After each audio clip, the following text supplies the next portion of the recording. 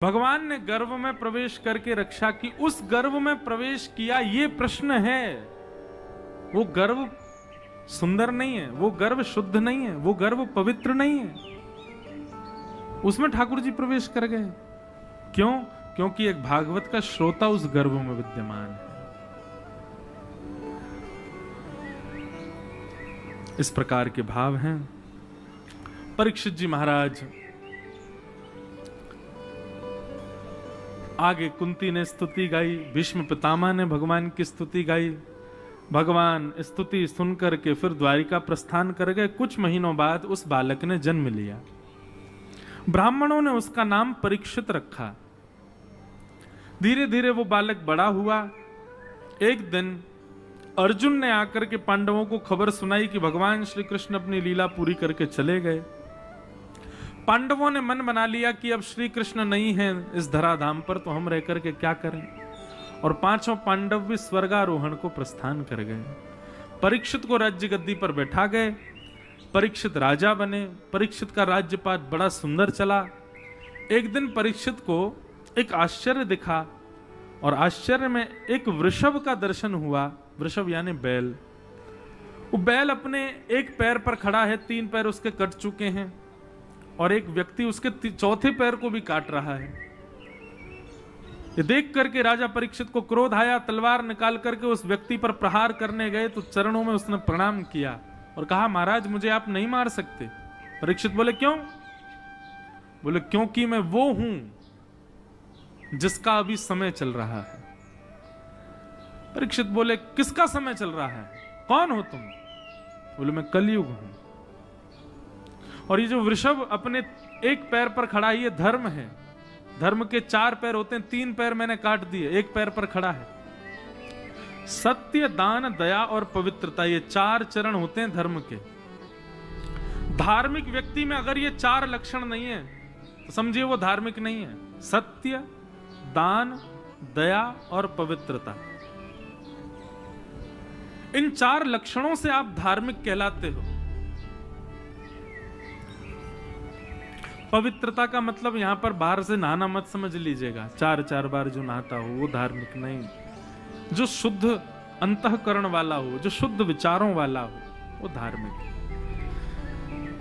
कलयुग का बंधु, कलयुग में धर्म एक पैर पर खड़ा है, केवल सत्य।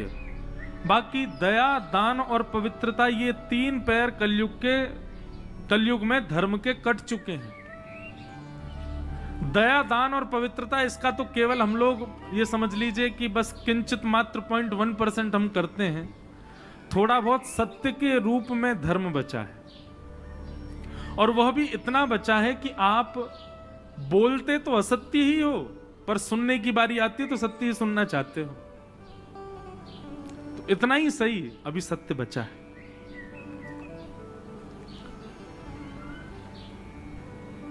परीक्षित ने कहा, कलयुग, मेरे राज्य को छोड़ करके जाओ। बोले, नहीं जा सकता।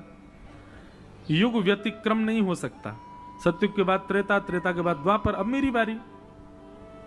लेकिन हां, यदि आप बहुत ज्यादा आग्रह करेंगे तो आप मुझे कुछ स्थान दे दो, मैं वहां रह लूंगा। तो 5 स्थान प्रदान किए। द्यूतम पानम स्त्रियः सूना यत्रा धर्मश्चतुर्विध।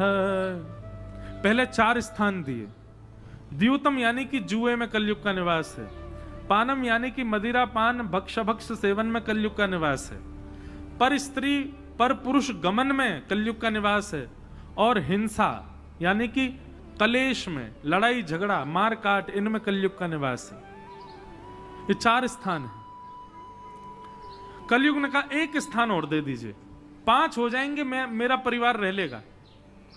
तब पुनश्च याचमानाय जात रूप मदात प्रभो। 5वां स्थान मांगने पर कलयुग को अनीति से कमाए गए धन में निवास बताया। बिना मेहनत के कमाए गए धन में कलयुग का निवास होता है। ये 5 स्थान है। लेकिन बंधुओं, कितनी आश्चर्य की बात है, कलयुग आज भी 5 ही जगह पर है, लेकिन उसका प्रभाव हम सबके ऊपर है। इसका मतलब हम सबने इन 5 घाटों का पानी पी रखा है, और 5 का नहीं तो 1 का तो पिया है निश्चित, तभी हम पर कलयुग चल रहा है। सबसे पहला द्यूतम, जुआ। जुआ का मतलब खेल में सट्टेबाजी करने मात्र नहीं होता। लक्ष्मी को आप कहीं भी दांव पर लगाते हो वो जुआ कहलाता है। लक्ष्मी को आप जहां कहीं भी दांव पर लगा देते हो वो सब जुआ है। उससे आपकी मति नष्ट होती है। 1 रुपए का भी कभी जुआ नहीं खेलना है। आपको उस समय नहीं पता चलेगा, लेकिन वो आपका नहीं तो आपके आने वाली पीढ़ी का बुद्धि नाश कर देगा। किसी ने मुझसे पूछा था जुआ खेलने से बुद्धि पर प्रभाव कैसे पड़ता है। मैंने कहा बुद्धि प्रदान करते हैं साक्षात नारायण, और जब उनकी पत्नी कोई दाव पर लगा दोगे बुद्धि देंगे वो आपको।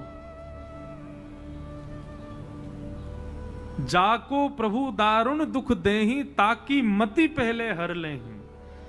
जिसको ठाकुर जी को कष्ट देना होता है उसकी बुद्धि हरण कर लेते हैं। वो गलत करता है, उसको लगता है यही सही है।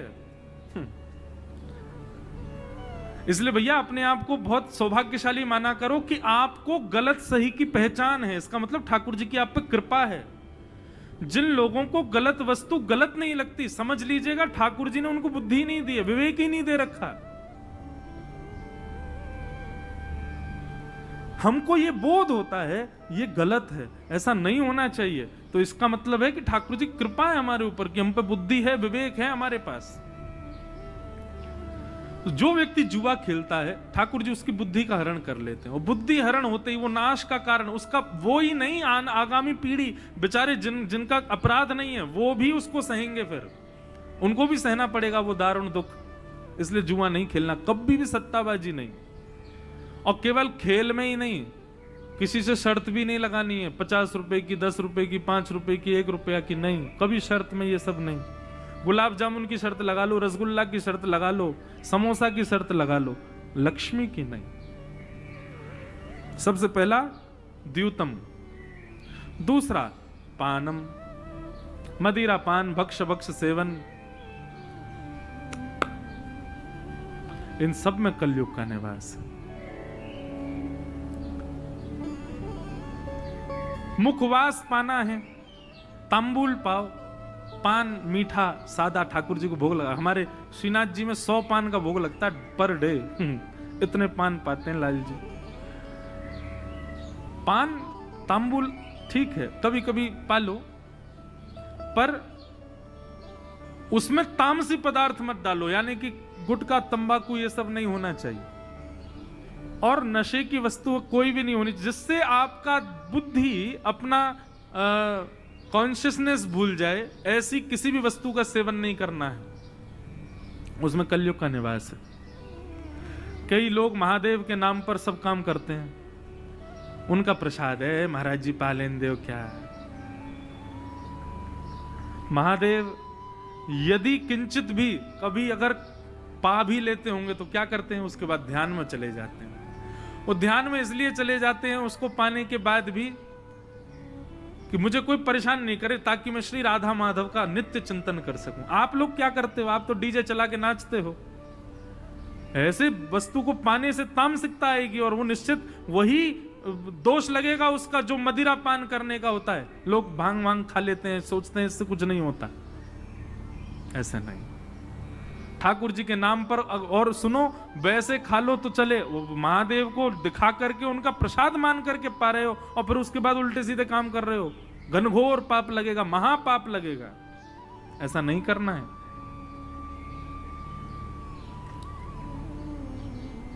महादेव भी तो करते हैं। महादेव -45 डिग्री सेल्सियस में कैलाश मानसरोवर में रहते हैं, वो भी केवल बाघंबर रोड है। चले जाओ तुम, रह के दिखाओ, कुकुड़ जाओगे। महादेव और भी तो बहुत कुछ कर रहे हैं। महादेव ने और भी तो बहुत कुछ किया, केवल अपनी मतलब की चीज क्यों दिख रही है हमको। ऐसा मत करो भैया, ठाकुर जी के नाम पे तो बिल्कुल मत करो। वैसे आपकी रुचि है तो करते रहो, भगवान के नाम पे नहीं करो। तो द्यूतम पानम, तीसरा आया पर स्त्री और पर पुरुष संग। बंधुओं, अग्नि साक्षात नारायण है, उनको साक्षी मान करके आपने किसी का पानिक ग्रहण किया है।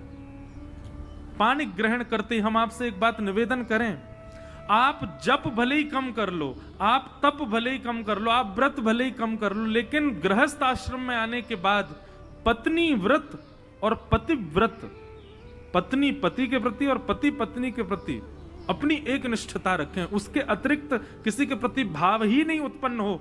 आप केवल पत्नी व्रत और पतिव्रत का पालन कर लीजिए, इसी से ही आपको जीवन भर की तपस्या का फल मिल जाएगा। ये सबसे ज्यादा बलवान है। लोग इस बात को समझ नहीं पाते। पतिव्रता नारियों की ऐसी ऐसी कथाएं हैं महाराज, सूर्य को रोकने की सामर्थ्य दुनिया के किसी तपस्वी में नहीं है, लेकिन एक पतिव्रता नारी यदि सूर्य को कह दे कि आज उदय मत होना, तो सूर्य उदय नहीं होगा उस दिन। यह ताकत होती है पतिव्रता नारी की। और उसका क्या है व्रत? केवल एक ही व्रत है, पति के अतिरिक्त किसी के प्रति कोई भाव नहीं। कोई भाव नहीं मतलब उसका दर्जा किसी को नहीं, वो जो है वही है, चाहे जैसा है, और पत्नी चाहे जैसी है, उसके प्रति बस एक निष्ठता का भाव। प्रभु श्री राम सीता जी के अलावा जो कन्या दिखी, जो मैया दिखी, उसको या तो मां के रूप में देगा या बहन के रूप में, इसके अलावा कोई दृष्टि रखी ही नहीं कि पतिव्रता और पातिव्रत और पत्नी व्रत, इन दोनों का पालन करो। जो अपने पतिव्रत और पत्नी व्रत का त्याग कर देते हैं, कलयुग उन पर प्रभाव करता है। तो तीसरा स्थान पर स्त्री पर पुरुष संग, और चौथा स्थान क्या दिया गया? द्योतम पानम स्त्रियः सूना।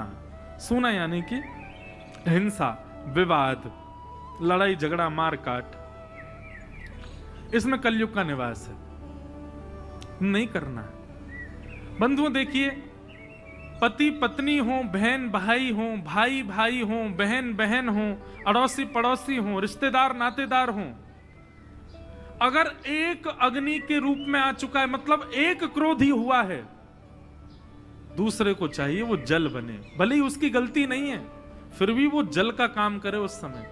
आजकल क्या हो गया है, एक अग्नि बनता है तो दूसरा कपूर बन जाता है, एक अग्नि बना है तो दूसरा मट्टी का तेल बन जाता है, और जल करके राख हो जाते हैं फिर आपस में। जल बनो, आपकी गलती नहीं है, आपने कुछ गलत नहीं किया, लेकिन सामने वाला अभी बहुत क्रोध में है, तो आप उस पर क्रोध ना करके आप उस समय अपनी, मान लो मेरी गलती भैया, तेरे पाम पड़ूं भैया, मत करे ऐसा, जल बन जाओ, उसको शांत करो, अग्नि मत बनो।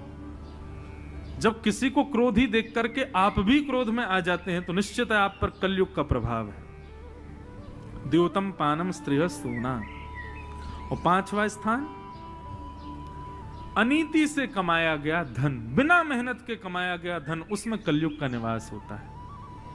ये कोविड ने एक चीज तो डाल दी है लोगों के अंदर, बिना मेहनत के पैसे कमाने की रुचि बहुत हो गई है। ऐसा कुछ बता, घर बैठे बैठे कमाते रहे। आजकल एडवर्टाइजमेंट भी आते हैं, बोले घर बैठे करोड़पति बन जाओ, जो बन जाओ त्यों बन जाओ। कभी भी इन चक्करों में नहीं पड़ना। घर बैठे पैसा कमाने वाली कोई भी स्कीम आ रही है तो निश्चित ये समझ लेना साक्षात कलयुग आ रहा है उसके रूप में आपके घर में। परिश्रम करो, मेहनत करो, श्रम करके धन कमाओ, बिना श्रम के एक रुपया भी नहीं। ये 5 स्थान दिए, कलयुग 5 स्थानों में बैठ गया। और आश्चर्य की बात, 6वां स्थान नहीं है कलयुग के पास, ये केवल 5 स्थान है। अगर कोई व्यक्ति इन 5 स्थानों पर वेग लगा दे, बच जाए इन 5 से, उस पर कलयुग का प्रभाव नहीं हो सकता, नहीं हो सकता, नहीं हो सकता, क्योंकि 6वां स्थान ही नहीं है कलयुग का। लेकिन हम आप सब लोगों पर यह प्रभाव है, तो इसका मतलब है कहीं ना कहीं हमारा प्रवेश हुआ है। अब बच जाओ, अब मत करना। 5 स्थान दिए, परीक्षित स्वयं भटक गए, लौट करके गए तो एक जरासंध का मुकुट पड़ा था तय खाने में, केवल देखने के लिए मुझ पे कैसा लगेगा। जैसे ही मुकुट सिर पर धारण किया, अनीति का धन सिर पर धारण करते ही कलयुग ने प्रविष्ट कर दिया, मस्तिष्क में प्रवेश हो गया। और जब शिकार को वन में गए, आखेट को वन में गए, सबसे पहली बात तो शिकार करता ही नहीं था परीक्षित, आज पहली बार शिकार करने गया। और शिकार तो कर नहीं पाया, एक ऋषि के आश्रम पर प्यास से व्याकुल पहुंचे। ऋषि के यहां जाके प्रार्थना करनी चाहिए, बल्कि वहां जाके आज्ञा करने लगा, मैं प्यासा हूं, मुझे पानी पिलाओ। लेकिन ऋषि समाधि में बैठे थे। समाधि में बैठे ऋषि को देख करके मन में भाव आया, अरे नाटक करता है मेरे आगे। मरा हुआ सर्प गले में डाल दिया और लौट करके आए। मुकुट उतारती उनको याद आया, मैंने तो बहुत बड़ा अपराध किया है। ऋषि के पुत्र ने जब देखा कि पिता के गले में मरा हुआ सर्प पड़ा है, पूछताछ की किसने किया? बच्चों ने बताया, बोले परीक्षित ने किया। कौशिकी नदी का जल हाथ में लेकर के तुरंत वाक वज्रम विशसर्जः। कल रात्रि में कहीं गया था, वहां थोड़ी देर के उद्बोधन में मैंने एक बात कही, अपने आप आई। दुनिया में सबसे खतरनाक शस्त्र कौन सा है? वाणी का शस्त्र। आपको किसी ने छड़ी से मारा, आपको किसी ने डंडे से मारा, या किसी भी साधन से आपको किसी ने कुछ कष्ट दिया, आप औषधि से ठीक हो जाओगे। लेकिन किसी ने वाणी से प्रहार किया होगा ना, उसको कोई औषधि ठीक नहीं कर सकती। सबसे भयानक यदि संसार में कोई वज्र है तो वह है वाणी का वज्र। इसलिए इस वाणी के वज्र को संभालो। और ये वाणी का वज्र कब संभलता है? जब इस वाणी पर राम विराजमान होते, कृष्ण विराजमान होते हैं, तब ये वज्र सही रहता है। वाक वज्रम विशसर्जः, वाणी का वज्र छोड़ दिया और कह दिया 7 दिन में मरने का श्राप देता हूं। तक्षक सर्प आकर के डस देगा, राजा परीक्षित की मृत्यु हो जाएगी। गौरमुख नामक शिष्य को भेज दिया, जाओ परीक्षित को अवगत करा दो इस बात से। यहां राजा परीक्षित ने जैसे ही मुकुट उतारा तो उनको याद आया, मैंने कुछ गड़बड़ किया। संत के गले में मरा हुआ सर्प इतनी सी बात पे डाल दिया कि मुझे जल नहीं दिया। ये कैसे हुआ? ये कलयुग करवाता है। संतों को देख करके उनके प्रति उपहास की भावना आना, किसी वैष्णव की भक्ति पर हंसी आना, ये बंधुओं कलयुग का लक्षण है। आपकी धोती देख करके, आपकी शिखा देख करके, आपका मस्तिष्क का तिलक देख कोई हंस रहा है ना, आप उल्टा उसको देख के हंस जाया करो। कलयुग है इसके अंदर, तभी हंस रहा है मुझको देख के।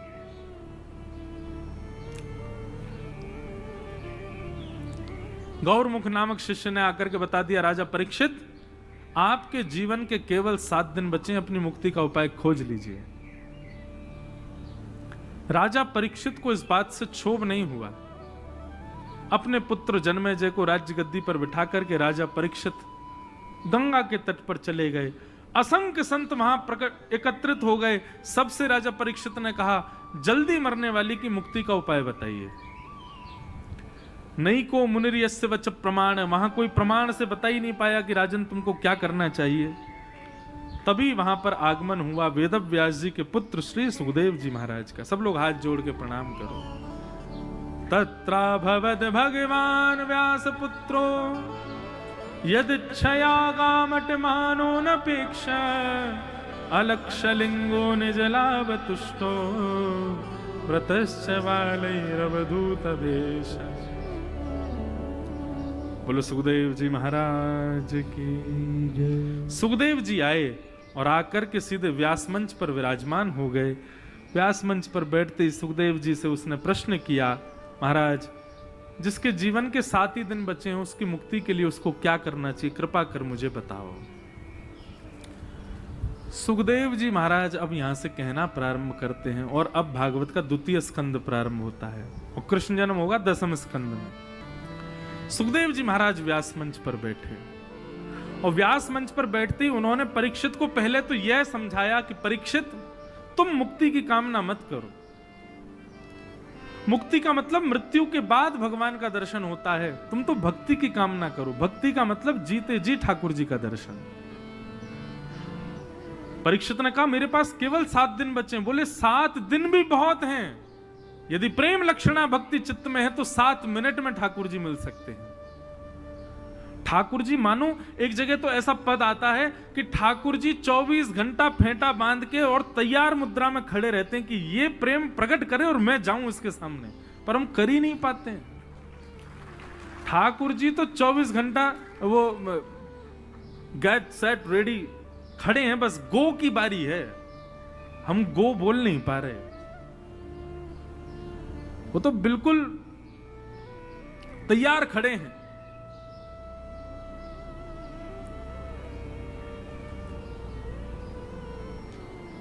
24 घंटा उनको मेरा और आपका चिंतन रहता है ठाकुर जी को। बस नेक नेक कसर रह गई है, नेक और कर ले, मैं तो तैयार बैठा हूं तेरे पास आवे को, तू करे तो सही। बस वो कसर पूरी भागवत जी करती हैं, यहां बताए गए सूत्रों से वो कसर पूरी होती है। और एक बात बंधु कहें, हमारी तो हो गई, हमारे पास जब से लाल जी पधारे हैं तब से यही भाव है, ठाकुर जी साक्षात पधार गए। और सुनो, कसर में पीछे आप भी नहीं हो, आप सबके ठाकुर जी भी कोई कम है क्या? ये स्वयं ठाकुर जी आपके घर में विराज रहे हैं। देखो, ठाकुर जी आपके घर में विराज रहे हैं और आपका उनके प्रति नित्य प्रति प्रेम बढ़ रहा है, तो ये समझना वो साक्षात कृष्ण ही विराजे हैं। और आप केवल उनको विराजमान करके और जो है खाना पूर्ति कर रहे हो, प्रेम प्रेम कुछ नहीं है, तो फिर तो ये समझो कि ठाकुर जी अभी कह रहे हैं भाई कसर रह गई है, कर या को पूरी। एक प्रकार से मैं ये बात कह दूं तो कोई अतिशयोक्ति नहीं, कृष्ण के प्रति प्रेम प्रकट होना ये साक्षात ठाकुर जी के प्रकट होने के समान है। प्रेम आ गया ना कृष्ण के प्रति, समझो ठाकुर जी आ गए, और क्या चाहिए आपको? प्रेम आ गया उनके प्रति, तो समझो वही है। मीराबाई के सामने कोई साक्षात ठाकुर जी नहीं आए हैं, मीराबाई के चित्त में प्रेम आ गया, फिर भी वो कहती है मेरे तो गिरधर गोपाल दूसरो न कोई, साधुअन संग बैठ बैठ लोक लाज खोई, भाई छोड़िया बंधु छोड़िया छोड़िया जग सोई। क्यों छोड़ा? ठाकुर जी प्रत्यक्ष तो आए नहीं, प्रत्यक्ष नहीं आए हैं, पर ठाकुर जी के प्रति जो प्रेम है वो प्रेम कोई और नहीं, वो ठाकुर जी ही हैं। एक बात मैं आपको हाथ जोड़ के निवेदन कर दूं, ठाकुर जी प्रत्यक्ष तो आपको नहीं मिलेंगे और प्रत्यक्ष आपके संग रहें ऐसा भी नहीं होगा। ठाकुर जी की अनुभूतियां रहेंगी साथ में, ठाकुर जी का अनुभव रहेगा साथ में। कभी स्पर्श का अनुभव होगा, कभी स्वप्न का अनुभव होगा, कभी अनुभूति अनुभव होगा, यही ठाकुर जी हैं। ठाकुर जी कोई गले में गलवैयां डाल के 24 घंटा बैठे रहे, ऐसा संभव नहीं होगा और ऐसा होना भी नहीं है। आप ठाकुर जी से प्रार्थना भी करना है, ऐसा मत करना, क्योंकि इतना सामीप्य यदि ठाकुर जी ने दे दिया तो आप उनकी वैल्यू नहीं करोगे। ठाकुर जी तो अनुभव ही कराते हैं, अनुभूति ही कराते हैं। सुखदेव जी महाराज ने समझाया, बोले परीक्षित तुम भक्ति मांगो, मुक्ति मत मांगो। 7 दिन की बात कर रहे हो, 7 मिनट में ठाकुर जी आ जाएंगे। तब परीक्षित ने हाथ जोड़ के कहा मुझे भक्ति दिलाइए, और इस भक्ति के लिए साधन क्या है? बोले साधन श्रीमद् भागवत है। तब यहां पर सुखदेव जी महाराज ने भागवत की कथा सुनाना प्रारंभ किया।